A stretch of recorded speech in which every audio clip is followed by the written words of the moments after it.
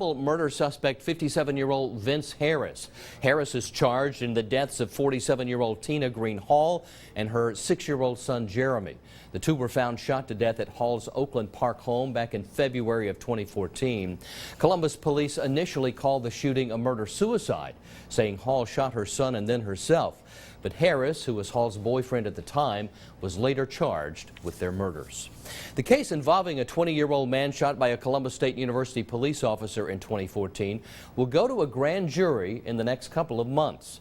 The Muskogee County District Attorney will ask the grand jury to request for a civil finding. News 3's Mercer Van Shore has more on what this all means and what the Flint family thinks about these most recent events.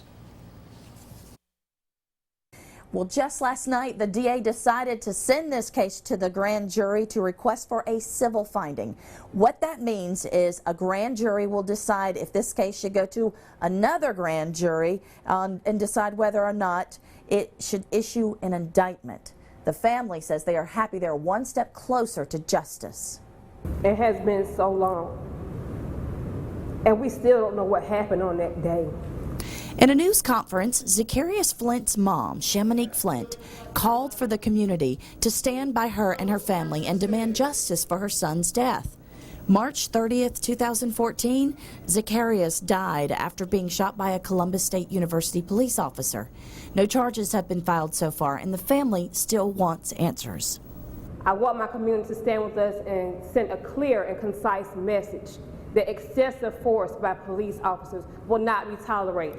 Muskogee County District Attorney Julia Slater confirms she plans to send the case to the grand jury to request for a civil finding by the end of the year.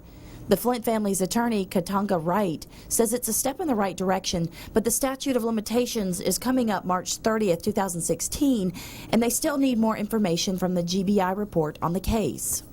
We are thankful that the district attorney heard the call and the cry for justice, and she responded. The family hopes to see justice by the end of the year. My son was a great man. He was 20 years old. He had goals, he had dreams. It's unacceptable that he is not here. The DA says that when this grand jury is picked, they are not picked at random. The attorneys can't pick and choose who can be on this jury. The first 23 people picked on this list will be deliberating over this case. On your side, Mercer Van Shore, WRBL News 3. Also at the news conference, leaders asked for justice in a 13-year-old case involving the disappearance of Christopher Tompkins.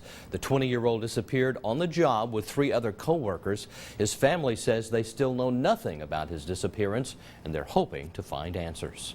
A public forum will be held tonight in Auburn in the name